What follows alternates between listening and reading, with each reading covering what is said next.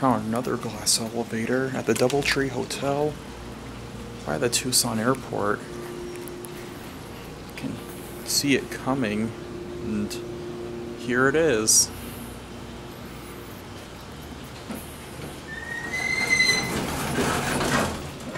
Wow, so cool.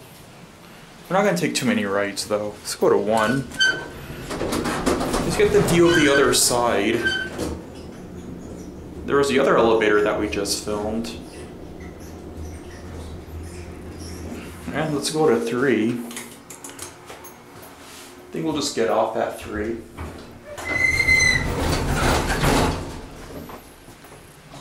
So even though it was modernized, it doesn't have a door close button. Or we'll watch the indicator.